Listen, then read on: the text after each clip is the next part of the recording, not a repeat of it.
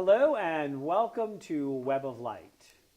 I'm Dr. Kevin and my guest host for this month is Sheryl Burns. Welcome, Sheryl. Thanks for having me. Hey, you know, you've been a guest a couple of times on the show. I have. We thought we would move your seat over and see how you like the lighting. What do you think? Nice. It's bright. It's only going to make your eyes sparkle more. Oh, thank you.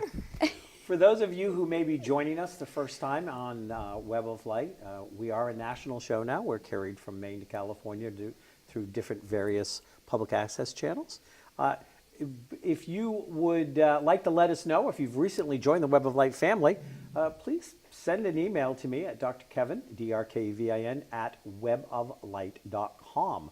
And we'll welcome you on air, and feel free to send any emails about input or things that you'd like to have us share on air or things you'd like to see us covered. Here at Web of Light, we try to weave a web of light in the world, and we bring on different people and ideas and thoughts for weaving that web. I don't think we can bring too much light into the world, do you? I don't think so. No? No. So we just had recently the Golden Globe Awards, and we had a lot of people wearing black. Yes. And they were speaking out, and they were saying for the Me Too, or It's About Time, I think is the other one. Yep.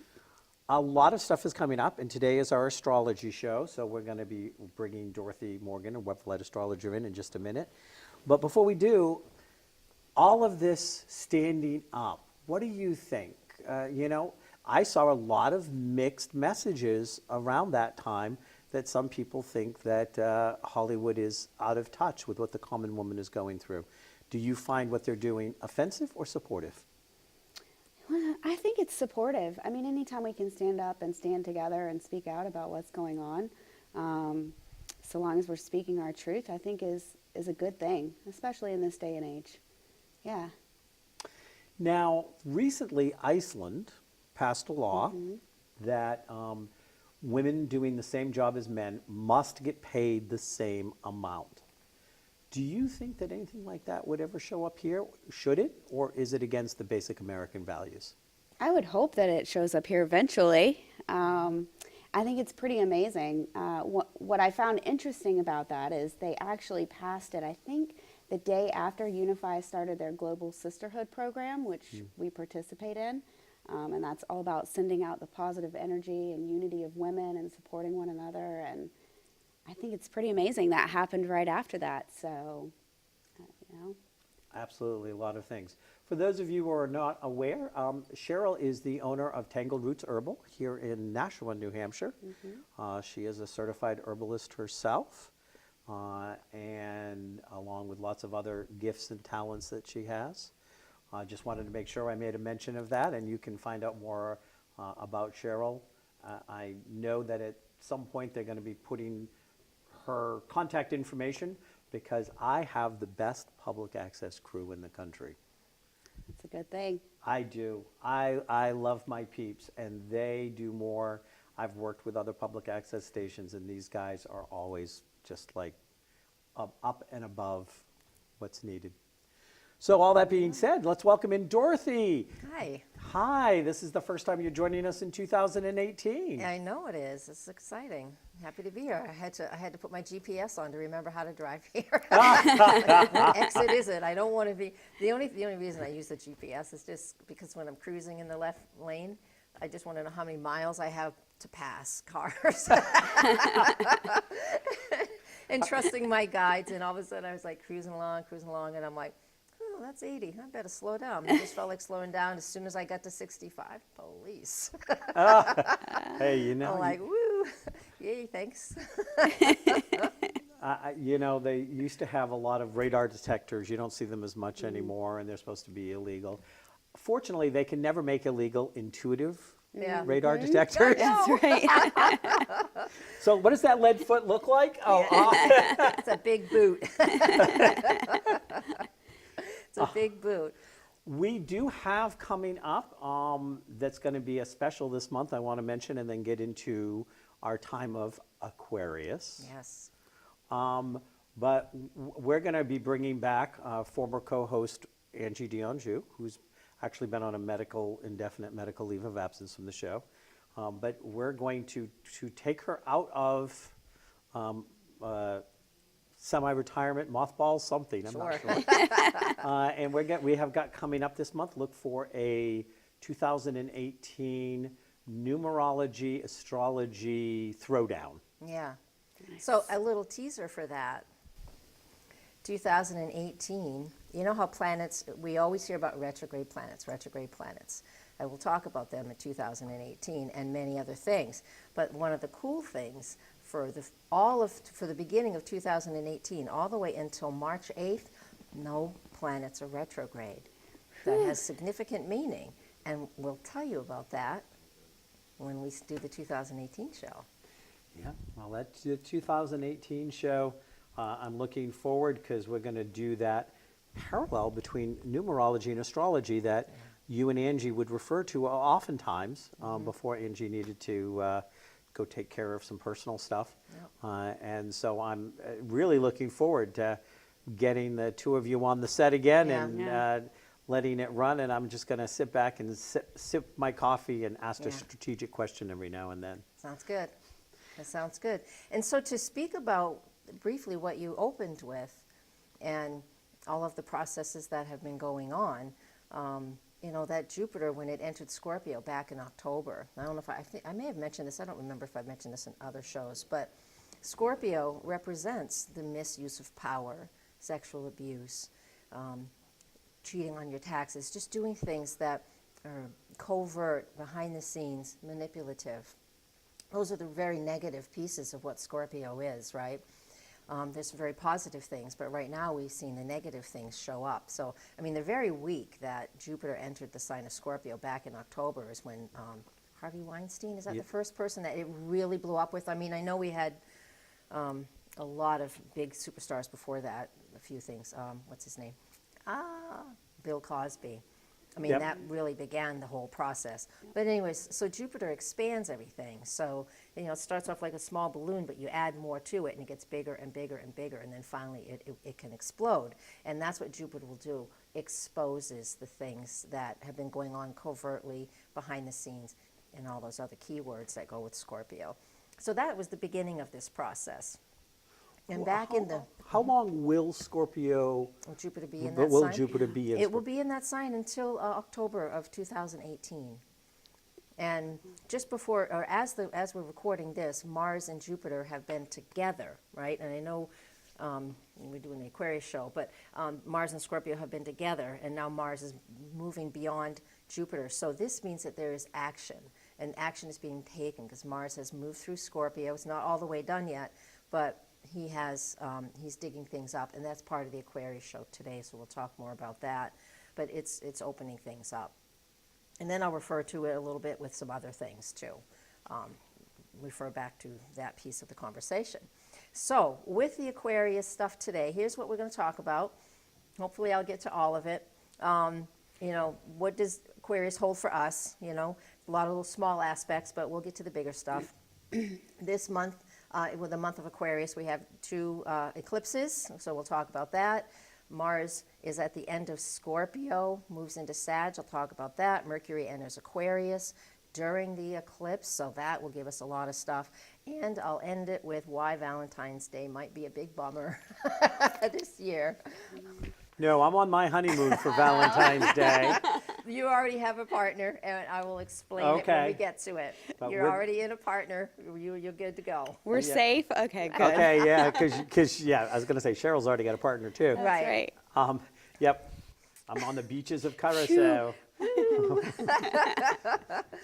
Soaking up 80-degree weather. I'll probably be shoveling snow somewhere all by myself. I don't know. I don't care. It's all good. It's all good. All right, so let's get into Aquarius. Absolutely, let's get into Aquarius. And Sheryl, I want to openly invite you because one of the roles that Angie has always played in the past, because she's less astrologically bent in a way, where Dorothy and I can get into the nitty-gritty stuff sometimes. So you are the voice of the audience. So Okay. anything that you have any questions about, It's like, what does that mean? yeah, what does that mean? All right. Know that your role on this show today with Dorothy is to be the voice of the person that's going, huh? What? What? Yeah, I agree. I should be able to do that. Yeah. And I have do all my the best. confidence. I do my best to, that's my thing with, that's, to me, I try to make that my specialty. I think it's my specialty when I teach people and when I do readings, is to keep it as really just plain and keep the astrologies, if you will, out. That it's hard to understand. And even when I say certain astrological things, I promise the next sentence or two will be the explanation of what I just said. So it keeps people from interrupting me. Never kept me from interrupting you. Indeed, indeed. So on January 19th, let's get started at 10:09 p.m. Eastern Time is when we will feel a slight shift of the sun moving from Capricorn into Aquarius. Now, Capricorn and Aquarius are very different creatures, but they're not in a way. Capricorn, when the sun's in Capricorn, it's about setting things up and things feeling very logical, very practical. And we still have a lot of planets in that zodiac sign right now. So even though the sun is shifted into Aquarius, we will slowly become more cerebral about things. We'll be thinking things through more because it's fixed air energy. Each sign has, those two kind of qualities. Fixed air, this is. And that means that I need to think things through. And we can recognize in the people that we know that are Aquarius or have other Aquarius qualities, they tend to be really quiet and very, they seem like there's not a lot going on. But what really happens is there is a lot going on. And these are the qualities that Aquarius is known for. It's known for being very intellectual, very intelligent. It's the sign of astrology, of course. It's the sign of the engineer. People who really have a lot of analytical thinking to do, but it's methodical and it is relentless sometimes because fixed air means I've got an idea, I've got a thought in my head, I'm just going to go over it and over it and over it and over it. So very introspective. Is that what I'm hearing? Yes, a lot of introspection. But we also know that Aquarius energy, also the planet Uranus, because they go together, is about humanitarian causes. So they feel that there's, this time of year we have this feeling for joining a cause, joining a group, getting who we are behind something that has meaning to us. It's also known for sudden shifts, sudden unexpected changes. Whenever Uranus is angular every day, there's something can really out of the blue show up. So it's interesting because it has a couple of different pieces to it. It seems like that they're not, Aquarian people, if we're just thinking of it as Aquarian people, but this time of year, we're thinking things through and things aren't moving at all, right? It seems like everything is sort of dead in the water, but it's not, because there's a lot going on behind the scenes. And when it seems like there is a sudden shift, it's not sudden. It is a sudden shift, but it's not because there hasn't been a lot going on behind the scenes. Like you said, introspective. So now when we look at the layered part of astrology, because nothing is functioning in a vacuum. Nothing, right. So we have this expansive Jupiter in Scorpio digging up the crapola. Yep. And now we may actually, and correct me if I'm wrong, we may actually have a period where it seems like it gets almost quiet for a little bit during the early parts of Aquarius until, boom, we're going to see some major change. We're likely to have the energy for more major changes show up near the end of Aquarius. I believe around so. the Scorpio stuff. Yeah, I believe so. Because the first 10 days, if you will, ish, so it's the first 10 degrees of each zodiac sign, is in its pure rulership, blah, blah, blah. It's just purer than the second 10 degrees and then the third 10 degrees. It's a whole different system. But it gives us perfect energy towards all Aquarius stuff or whatever the first, so again, the first 10 days of a zodiac sign, we're just starting to get used to it.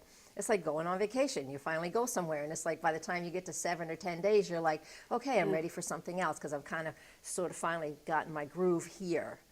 And so even if you're not an Aquarius, because we're not speaking to Aquarius people, but we're saying that this is the Aquarius energy that we're all engaging in, because in our zodiac chart, we have a wheel, and in that wheel, we have Aquarius somewhere. So where these planets are moving today compared to your chart will give us more personal information. So study, learn your chart, start playing with it. It helps you to know what is to come, what energies are being present. So now we know that we have this really cerebral energy coming forward for all of us to engage in. Now, I have nothing in the sign of Aquarius, but it's in my career sector. So I don't know. I'll use it in a way to just engage more Aquarian things. Of course, the internet is Aquarius, and astrology is Aquarius. So, I'll just figure out something new, some way to just use that energy in an appropriate way for me. Now, my Aquarius is hanging out in my third. Through writing and communicating, right? Yeah. And you're starting a whole bunch of new projects that you're needing to really get your mind in order and your mind in place. And so this is how, this is really general, because this is, again, we're isolating something. Yep. Because there's always the big picture. Yep. So we are just isolating things. Yeah, it's so interesting, and a lot of times, one of the things we try to really communicate on this show is the layeredness of astrology, because people think if they read it in the paper, oh, I'm an Aquarius, and so that's it, and oh, it fit me or it didn't, and it's like, no, you're not an Aquarius. Just that. And it's not like you don't have Aquarius somewhere, me, I have Right. Aquarius, so we all have it, and it speaks to us. Yes. So being able to understand where Aquarius is in your chart helps you to use that energy in a positive, appropriate way. Yeah. To In benefit. a more aware way, because it's always been there. Right. It's always been in that area, and every year at this time, the sun moves through Aquarius, and every 12 years, Jupiter moves through Scorpio. So patterns, we have patterns and cycles. That's the whole thing around what astrology is, and that sacred geometry and the numerology. I mean, it's just one pattern after another. They're repeating patterns, but they're not repeating patterns in a flat plane of existence. They're repeating patterns, to me, I think, is like in a spiral, because even though we come to that same place in the circle, we're elevated more through age, through wisdom, through life experiences. Hopefully. Some Indeed. people seem to be kind of flatlining This there. is the point. This is the point, exactly. But this is the point of developing your spirit and your soul, that you expand and you grow. Yeah, absolutely. And So so- go ahead, continue. Let's see. So let's get on to some of the details. And so let's see. We do have this conjunction that the first thing I want to look at is the conjunction. Yeah, January 24th, 24th. Talking a little fast. Mercury makes a conjunction to Pluto. This happens once a year. So with Mercury and Pluto, Mercury, this is where it's a day where we can really dig in deep to the things that we're communicating with, the things that we're looking at, we're addressing. This would be a really good day for you, like if you're doing your projects for what subject matters you'll be working on, things such as that. This is a day where we can do a lot of deep investigating into what the foundation of things are, because that's the Capricorn energy. Okay. All right. We already have Saturn had moved into Capricorn back in December, and that's another piece of like what we began with when we were talking about those the campaigns, those Me Too campaigns, because with Saturn in Capricorn, it's natural placement. It's going to natural zodiac sign. It will be there for 3 years. With it in that sign. This is about being authentic. And when you were saying, Sheryl, about speaking your truth. And this is where now, after years and years of it not being in the sign, it's been 30 years since Capricorn has been in its own sign, the false prophet will fall, is what it really comes down to. Whoever, the people who are not authentic, especially people in power, who are not authentic. This is the Saturn in Capricorn, and when it retrogrades later in the year, and I'll get into that in the 2018 forecast, it will. We need to be absolutely open, honest, truthful, and authentic. Because if not, Saturn in Capricorn will take you down because he doesn't allow for the false self, doesn't allow for it. So this is a big spiritual opportunity for a lot of people now as well. And you said it started here 30 years ago. It was there 30 years ago. Yes. I'm trying to remember what political scandals were happening 30 years ago, because if it's all about truth and honesty, then we know Washington is in deep kimchi. Yeah. So it was 88, so we would have to look that up. Maybe I'll look that up for 2018. I have my notes for that. But so that's the important piece of what's going on January 24th with Mercury and Pluto connecting, and also with the beginning degrees here, because Saturn will be only in the first 9 degrees all of 2018. So it's barely there now, and we're going to start to see that false self be chiseled away so the truth can come out. And so this is an opportunity for you, for all of us, wherever that early Capricorn piece is in our charts, to start to address something about ourselves that we may not like. We all have our shells for reasons, and we can work on that. This is a great opportunity to work through a lot of shifts and changes and transformations within ourselves. So this is my time to work on my shyness. What are you going to work on? It's interesting. Our January book club, I believe, is on the 24th. That's a Saturday. And the book is Igniting Your Inner Fire. Oh, I love which that. sounds like January right on par. 24th is a Wednesday. Is a Wednesday, But so that's then it's okay. that Saturday. It is, that's the 27th, but see, we have some other transits going on then too, which I'll tell you now, because this is when Mars is in the final degrees of Scorpio. Mars rules Scorpio, one of the co-rulers is Scorpio, and so he loves being here. So he also Mars is about taking action. And I've already explained what Scorpio is in the beginning with talking about Jupiter in Scorpio.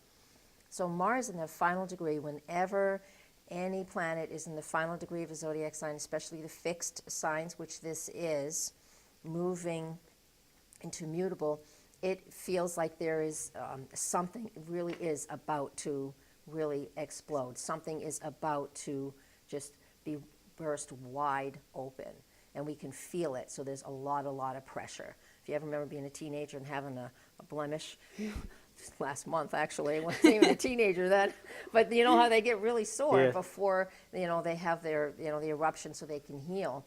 And I know that's an icky example, but that's Scorpio. It's infection coming to the surface, poof, out it comes, much better, painful, but much better. That is a slower process, but it's on the 24th, 25th, and 26th of January, and that day includes Mercury connecting to Pluto. Pluto's the ruler of Scorpio as well. So this means this week in January, this last week in January, has a lot to come to the surface, has a lot to be exposed. Now, did you just say Mercury is also the ruler of Pluto? No, Pluto. No, Mercury is conjunct Pluto. Okay. Pluto's also the ruler of Scorpio. Scorpio, Thank you. okay. My apologies. It's okay. I talk too fast sometimes, and I have to correct myself. Somebody So- would think you're a Gemini. You can see that in my daily videos. I say blah, blah, blah, blah, blah, blah, and I'm like, oh, that was good. And then I'd be editing it, and I'm like, oh, I said that wrong. Shoot. And then I correct myself in the text below because I don't feel like recording it again. It's a lot of work to a daily video. Even though it's 2 minutes long, it's like an hour altogether. It takes time. So anyways, I know it's like we're repeating ourselves, but it's not. I can't say enough, really, that the Scorpio is strong. So things that are hidden are coming up. And it can be for you too. And again, the thing we have to remember with this as well is, like, if this doesn't resonate with you, don't go digging up something that's going to be a problem. It doesn't have to it doesn't necessarily mean that it means that for you. It doesn't have to. Does that make sense? Yeah, I mean, I think one of the things that we always like to clarify with our viewers is that it is the energies in the universe are supporting this to happen, but it's not going to create it. You know, you have to be, first of all, you have to be ready to let something come to the surface. Yeah.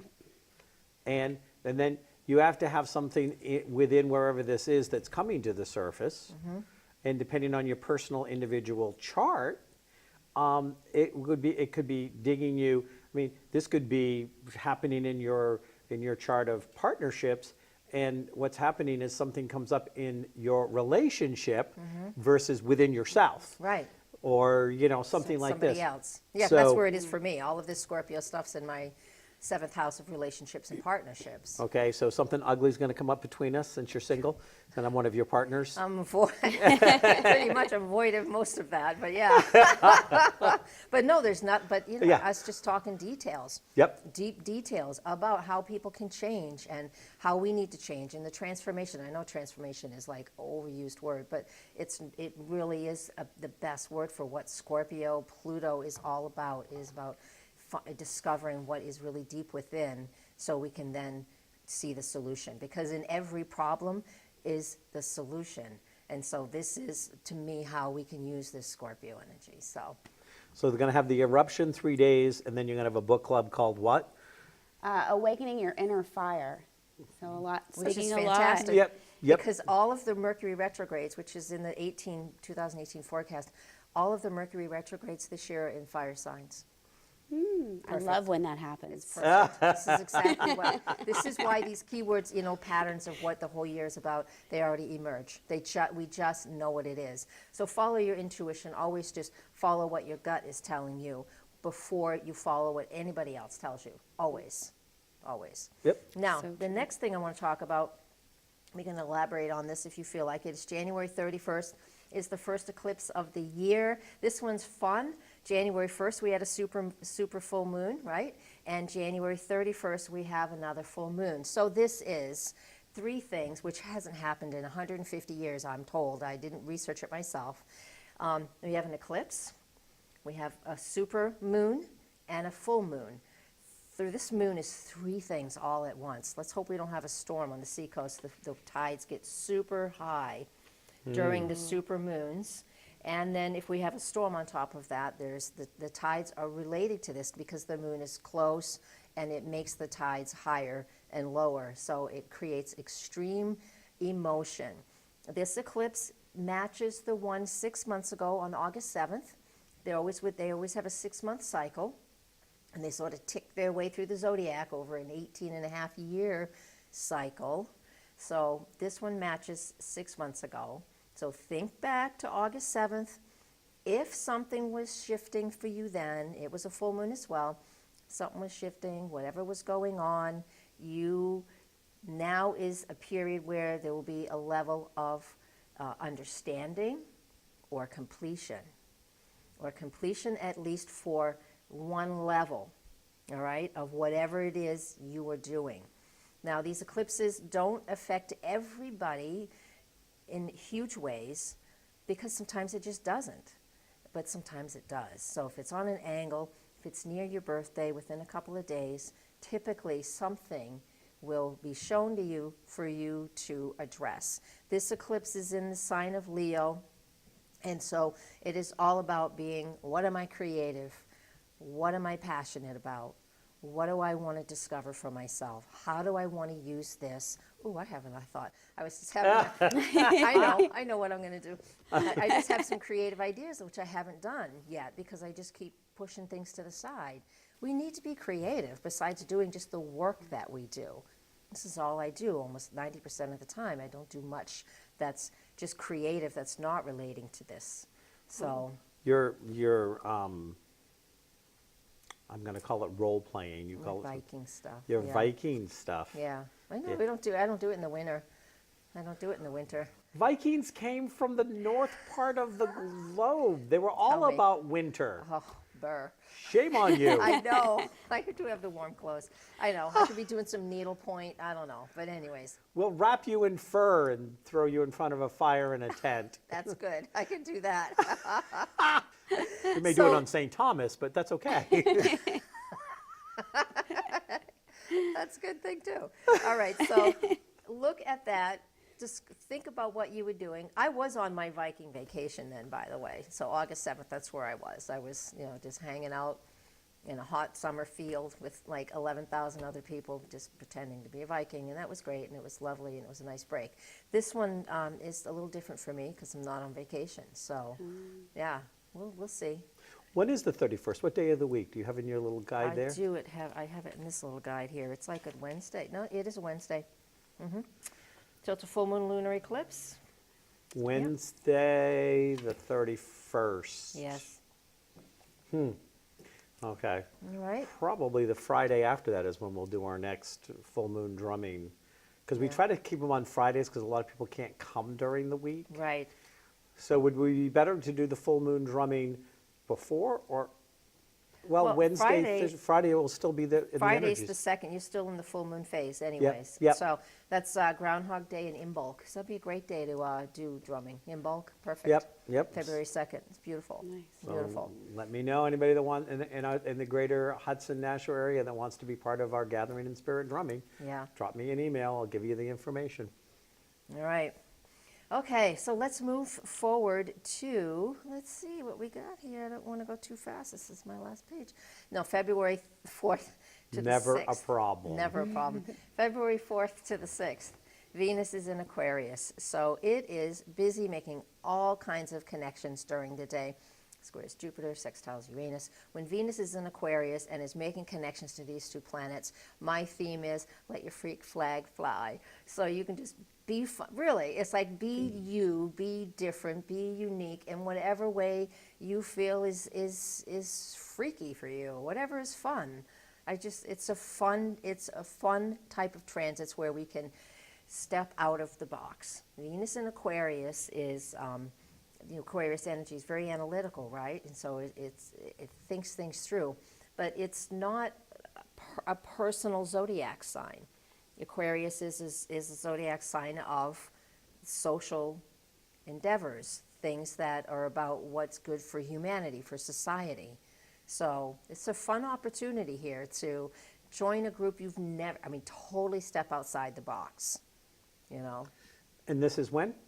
This is when Venus, it's been in Aquarius for a little while, but the connections it makes, February 4th to the 6th. So the 4th to the 6th. So here we have the full moon on the 31st going into the beginning. We're going to have all of this like breakthrough and release and all of these new things. And then we're going to go out and we're going to, have fun. Yeah.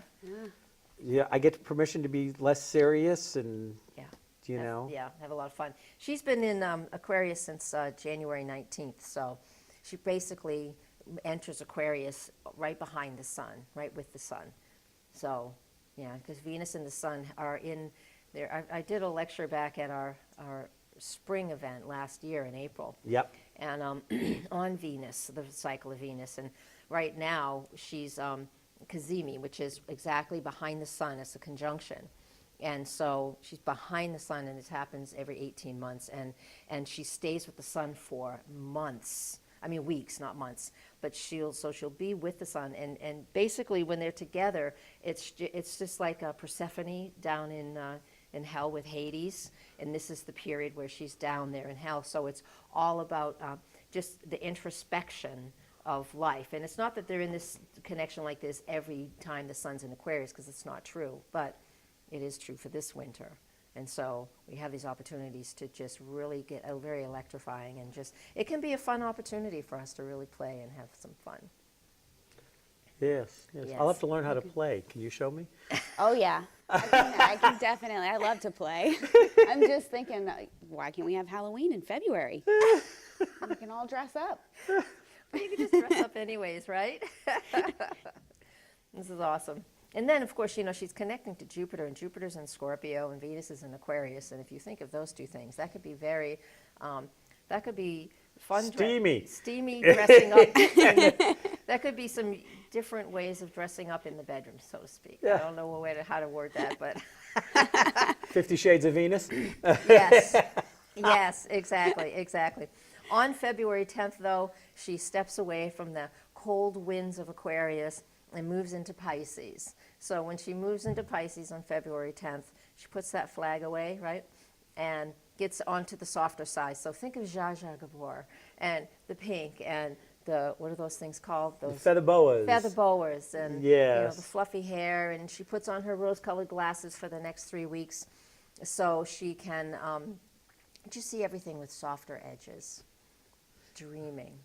Oh. Yeah, it's dreamy. It's sweet. It's definitely big difference between if you're looking at the really analytical fixed air energy of Aquarius and moving into that watery energy of Pisces is definitely a And different. my Venus is in Cancer. Yeah. So when you water. have that kind of, because they're both water signs, they kind of, give each other a little extra oomph, Yeah, a little oomph. yeah. And so this is going to be during the time of my honeymoon. So Bonus.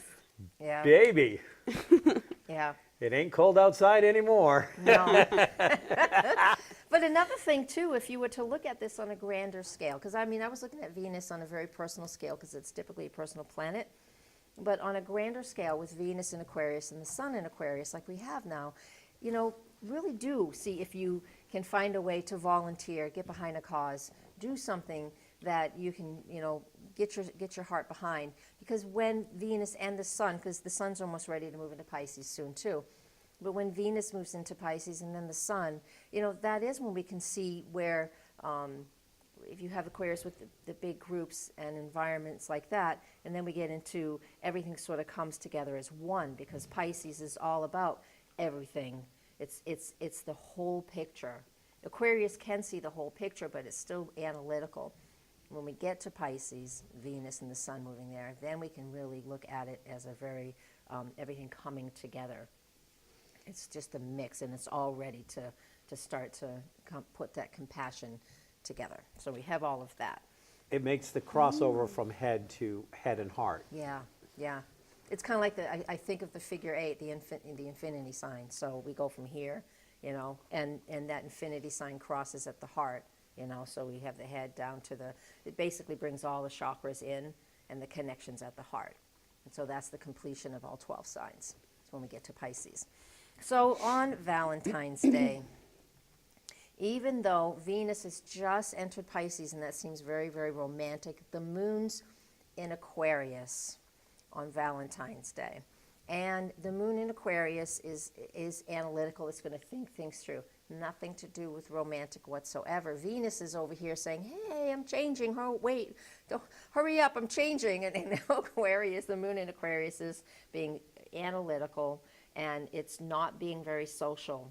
And it's in its balsamic phase, because tomorrow on the 15th is when we have the new moon eclipse, which will end the forecast. So back to this balsamic phase. When the moon's in the balsamic phase, it is about introspection. It's about being alone.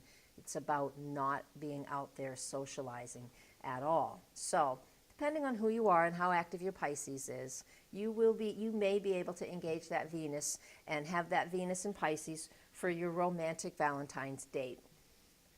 But the moon in Aquarius is going to be busy in the head saying, okay, can we hurry this up? All right, the lines are too long. I really want to get home. I need to do blah, blah, blah, blah, blah, blah. Would be overthinking. The sun's in that sign too. So you're going to be, now the funny thing is because we make this sound very, what people normally think is very masculine and feminine. Yeah. Very much, one's in the intellect and in the problem solving and the reason, and the other one's hanging out in the sensuality and the emotions and stuff like this. But that's going on internally within all of us. Yes. So for those of you out there that are in a relationship, you know which one your partner is more likely to head into. And so with a little bit of advanced planning and management, you can still get your needs met. Yes. And But, it's just a day. yep, it's just a Right. day. It's just a day. But it's a day we put a lot of energy into. know. You know, people carry grudges, which is just wrong. I know. For months afterwards if they didn't get, flowers or a card or something on Valentine's They Day. wanted, yeah. You know? I was a florist for years. I actually really dreaded that day.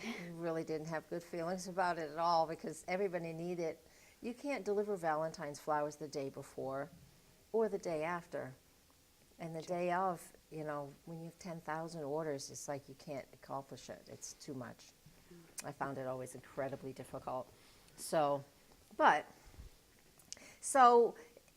don't get engaged on that day. I know a lot of people really jump the gun because, you know, Venus is just in Pisces and you may be a little foggy right now, but I know, it's not a good day to do any of those things that tend to happen on Valentine's. So if you have a sweetheart, just enjoy the day. Just don't put so much weight on it. And put all your impulsive urges through your intellect. That's a good way to put it. Yep. Take Yeah. those impulsive urges, those, you know, Mae West, oh baby, come up and see me sometimes. Don't do it then. Oh my God. All right. So, You know what? Big You one. can put it through your Betty Davis. What a dump! You'll be just fine. and then, all right, so the next day is the new moon solar eclipse. This one's at 27 degrees of Aquarius, right?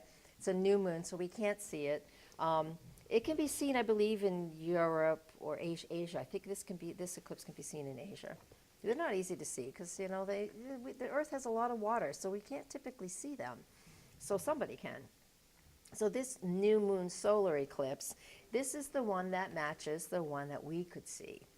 So it's a real similar energy. This one's at 27 Aquarius, which is exactly opposite the one we had here on August 21st, 2017, which was at 27 Leo, 28 Leo. And so what were you doing back then? That's that question, right? What were you doing? And let's look at, because it was a new moon, so that means the things that it's different than the full, the things that we were beginning, this now 6 months later, is an opportunity for another new beginning in the opposite energy of what was going on back then. So whatever you were doing, whatever you were starting, whatever you were creating, we have an opportunity with this eclipse on February 15th to plant another seed, to go along with that, to bring something else to fruition, or to bring it to at least to the next step. Is there a generalized, because I know it's all very specific, that's the layering of the chart and understanding, but is there a generalized area that people would have more energy support for in this new moon to be looking at? The new moon Aquarius is all the Aquarius keywords we've been speaking of so far. So wherever you're watching this, hit rewind and go write those Aquarius words down because we've been talking about it. So it's our intellect. So where it is that we feel we want to get our energy behind, what cause, what humanitarian effort, what anything like that. However, I mean, it's the work like you and I do. I mean, we do stuff that goes out to the world, you know. You as well. I mean, what kind of groups do you think are active in what you're doing? So we have the women's circle that happens right around the full moon, give or take some days because we always do it on a Thursday night, and it's by donation only, and every theme is different. We bring in different forms of spirituality to it. Yep. We did gratitude around Thanksgiving and got creative. So I've just been turning my wheels about being creative for Right. this January group. Yeah. And it's I think we find so many women who have a hard time being close to other women, which is so important right now. And so really putting a lot of energy into that. Right. And like I said, we do it by donation, and we pick a charity, and we donate that money to different charities based on And what that's the group Aquarius. wants. That's Aquarius. So- That's a charity thing. So it helps us to really to dig in. And the interesting thing that you mentioned about this women's group and how important it is, it really is because all the outer planets this year, once Uranus shifts into Taurus in May, all of the outer planets are in feminine signs. All of them. And that is important because the outer planets are what create trends, and trends that create human change. And all of the outer planets are in feminine signs now. So, which is the receptive signs. So this is important. So this is the rise of the feminine. It's not like the stomping of the masculine. It's just the rise of the feminine, the strength of that. Still find it so fascinating how deeply ingrained the patriarchal, machine gets intimidated by female power.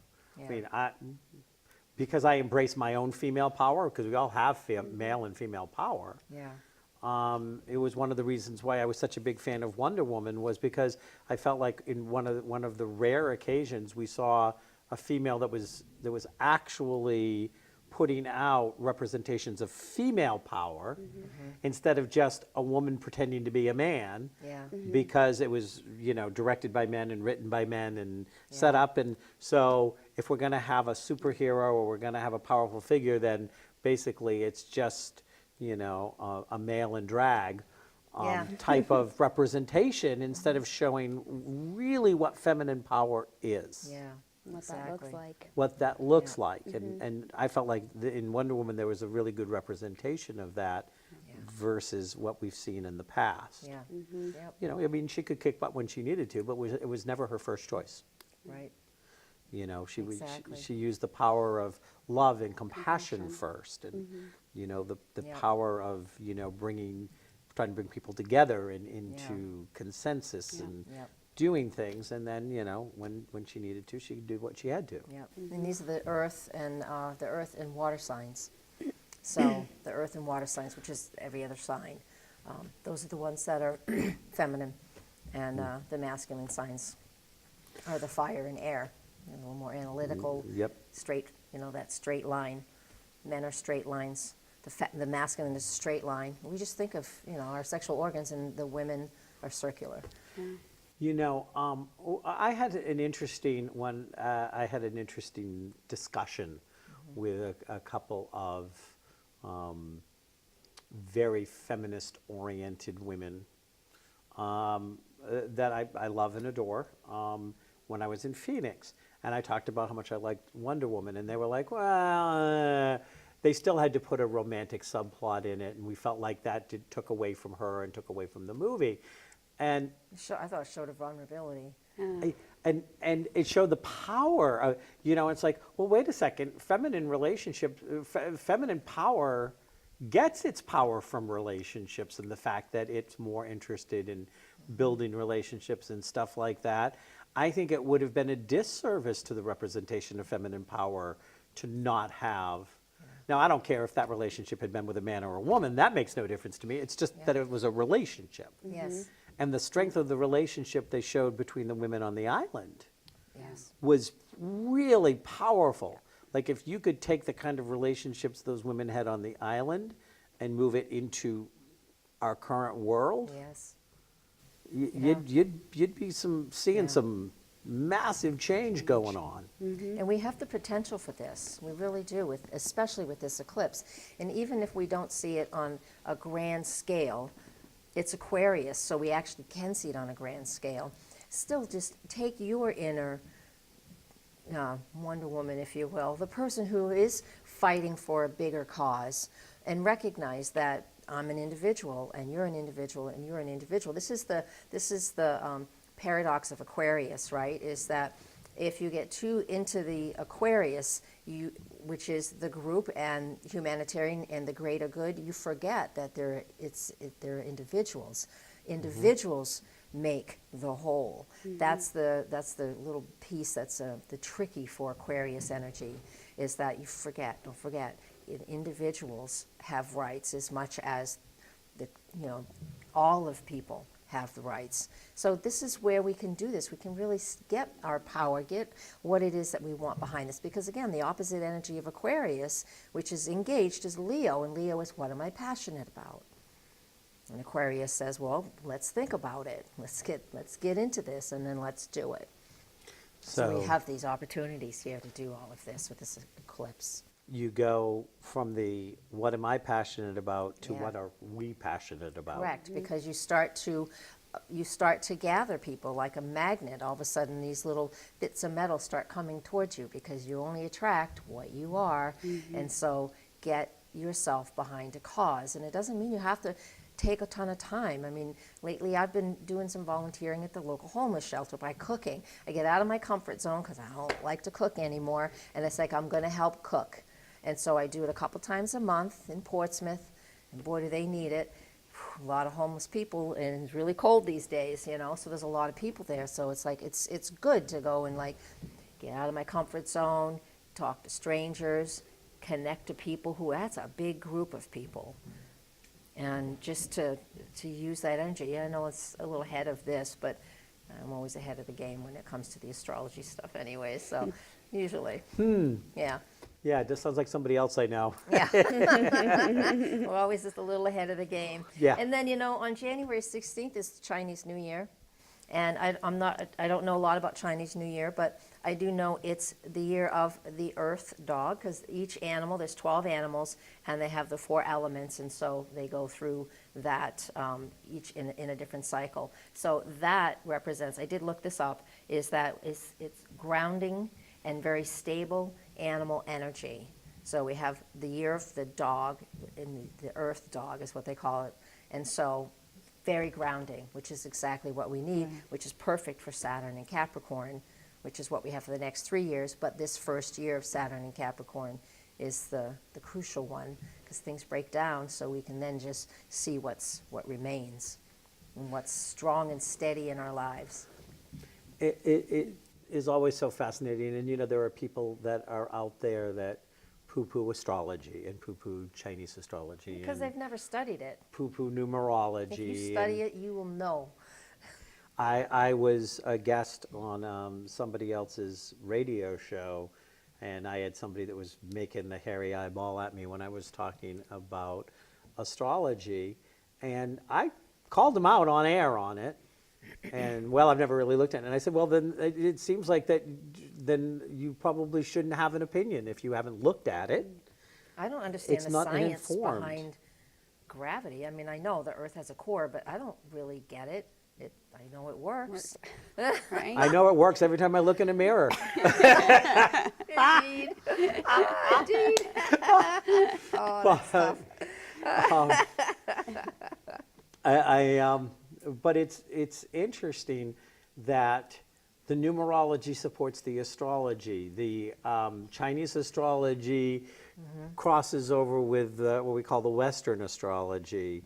Vedic is the same way. Vedic, yeah, I mean, Yeah.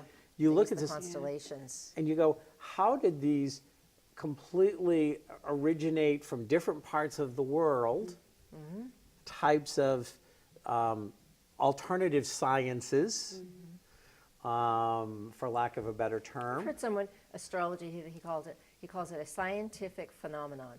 Yeah. But they all support each other, Yes. and you can look at the patterns. There's a great book out there, Pendulums, by Michael Drew, and it talks about the society patterns. And he's not into astrology at all, but I could put the astrology against the patterns that he has seen from the we generation to the I generation, the we generation to the I generation, and the cycles they go through. And if you ever read this book, you'd be like, oh, well, that's because of this, and that's because Yes, of this. I would. And I was Yeah. on a day speaking with Michael and actually pointed out a little bit of that. And he goes, well, I don't really get it. I don't want people to think that this was astrologically based, because, you know, some people will discount all of the research that was done and stuff, Yeah. you know, but yet it's just another supporting. But there are none so blind as those who choose not to see. Yep. So we are wrapping down our time of astrology with our Web of Light astrologer, Dorothy Morgan, and our guest host for the whole month, Sheryl Burns from Tangled Roots Herbal on 95 and a half Pearl Street. Just 95. 95. Why did I think it was 95 and a half? We were at 93 and a half. 93 and a half. Now you're at 95. But if you go to 93 and a half, just keep wandering. You'll find it. There's a big sign in downtown Nashua, New Hampshire. During the time of Aquarius, it is the time to find out how the I can serve the we. It is a time to step out and remember that we are all connected, and that in the service of the we is the service of the I. But it has to start with the I serving the we, or there is no we to serve. Namaste.